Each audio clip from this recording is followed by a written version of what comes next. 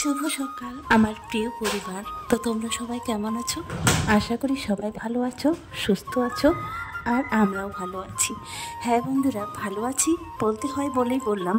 আর আমার গলার স্বরটা কাঁপো কাঁপো গলা শুনে তোমরা নিশ্চয়ই বুঝে গেছো, হ্যাঁ আমার শরীরটা ভীষণ খারাপ। কেন বলো তো?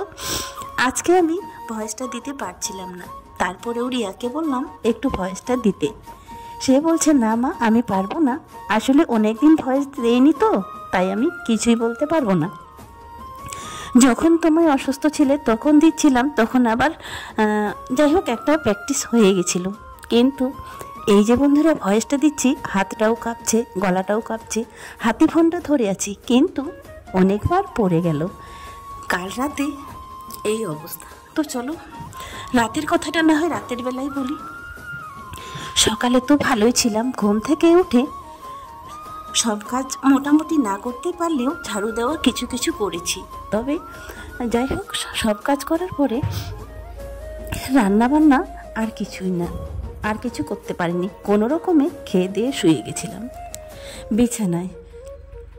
দেরিও হয়েছিল রান্না করতে, ওই যে সকাল থেকে শুয়ে আছি, কিছুই আবার বুঝতে পারছি না, না ঠান্ডা লাগছে না জ্বর এসছে, এই সমস্ত কিছুই বুঝতে পারছিলাম না শরীরের প্রবলেমটা। তারপরে তো একটা কথা তোমাদেরকে বলেছিলাম, সবাই বলো বাড়িটা নিয়ে সমস্যা হচ্ছিল, ভয়ে ভয়ে থাকি। তোমাদের যদি এরকম রাত 1:30-2টায় যদি কেউ দরজা ধাক্কা দেয়, কিংবা ছাদের উপর থেকে আওয়াজ, পাশের ফাঁকা বিল্ডিং থেকে, পড়ে থাকা জীর্ণশীর্ণ একটা বিল্ডিং থেকে বিভিন্ন রকমের আওয়াজ কোলাহল আসে, এই তো একটা ভয়ে তো আছি। তারপরে ভয়ে কি এরকম হতে পারে, ভয়ে জ্বর, ভয়ে আতঙ্ক, এই সমস্ত কিছু যদিও আমি মনের মধ্যে প্রশ্রয় দিই না, তারপরেও ওই যে একটা অশুভ ছায়া কখন যেন নিজেকে দুর্বল করে দেয়।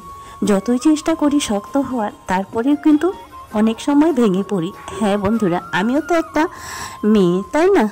তো একটা মেয়ে আর একটা ছেলের মধ্যে যদিও মানুষ বলে কোনো তফাৎ নেই, আমি বলবো পার্থক্য একটা না হয় কিছুটা হলেও পার্থক্য আছে। একটা ছেলে যেমন এই যে রাতের বেলায় বিভিন্ন রকমের আওয়াজ আসে, এই আওয়াজগুলো শুনে একটা ছেলে হয়তো দরজা খুলে বেরিয়ে দেখতে পারত। হ্যাঁ বন্ধুরা, আমার কিন্তু সেই সাহসটা কুলায়নি। এই কদিন ধরে এইরকম একটা ভুগছি। তারপরে বাড়িওয়ালাকেও ফোন না গিয়ে বলেছিলাম, নিচে থেকে ডেকে নিয়ে এসেছিলাম, এরকম ব্যাপার।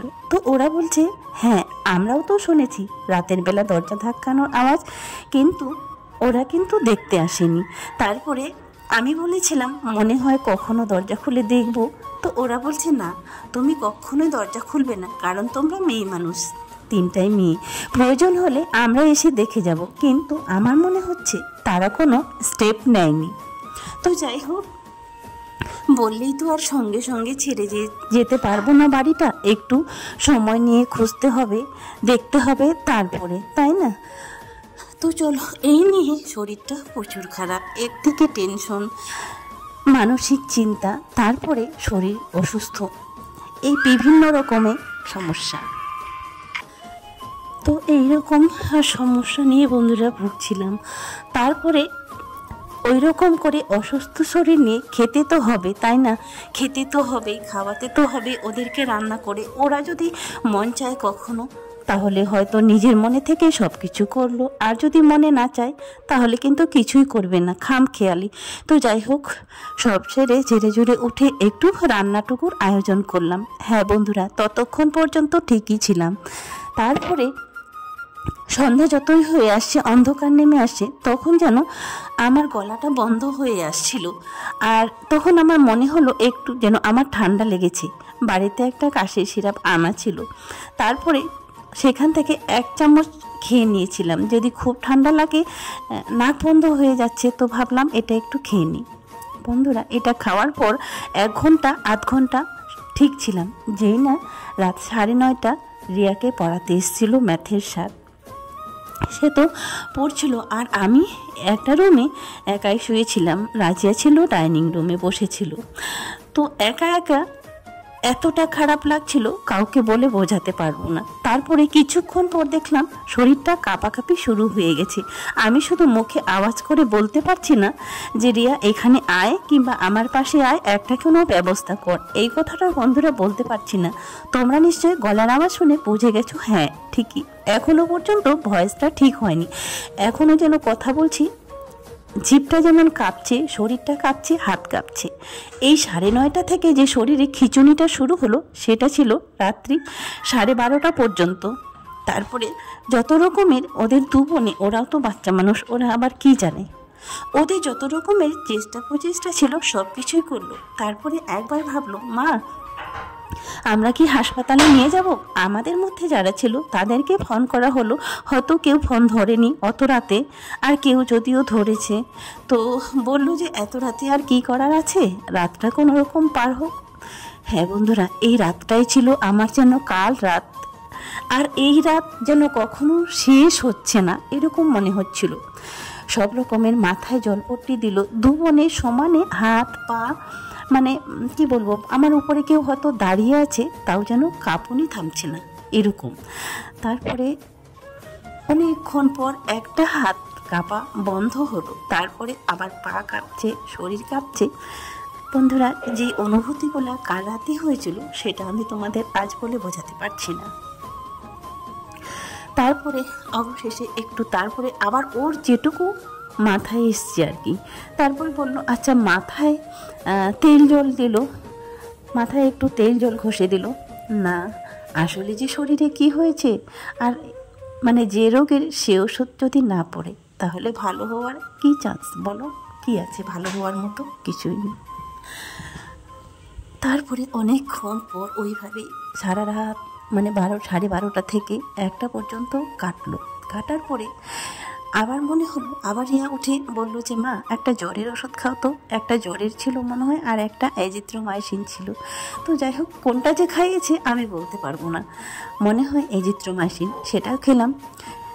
সেটা খাওয়ার পর একটু পর যেন কাঁপুনিটা বন্ধ হলো, বন্ধ হয়ে একটু চোখটা বন্ধ করতে পেরেছি, একটু সুস্থ মনে হয়েছে। তারপরে এইভাবে পুরো রাতটাই কেটে গেল। যখন একটু একটু ভোর হলো তখন ঘুম থেকে উঠে যেন মনে হচ্ছে উঠে বসবো, কিন্তু আমার হাতে পায়ে সেই বলটা ছিল না উঠে দাঁড়াবো কিংবা বাথরুমে যাব। সব দিক থেকেই যেন আমার হাত পা বন্ধুরা অচল হয়ে গেল।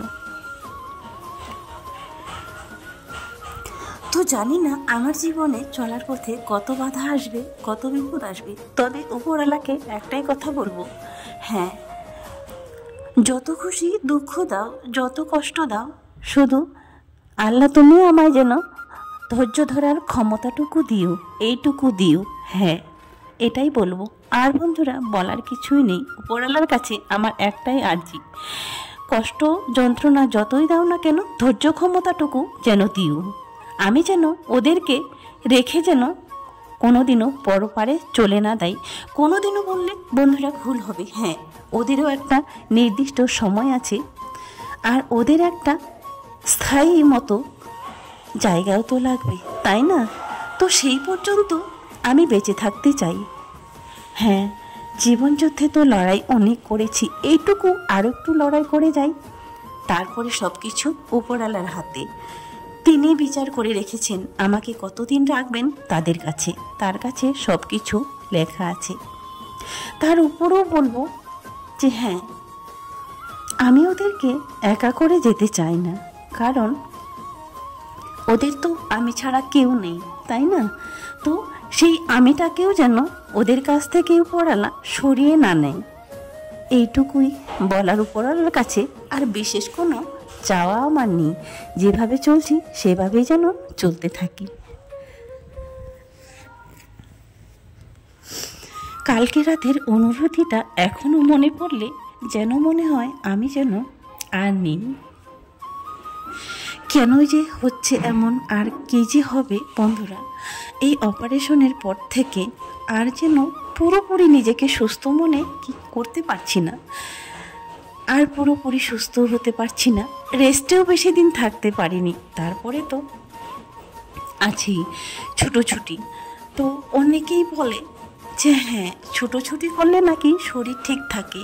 আমি বলবো লিমিট ক্রস করে গেলে সেটাও ঠিক থাকে না। আজকের মতো শেষ করছি বন্ধুরা, সবাই ভালো থাক।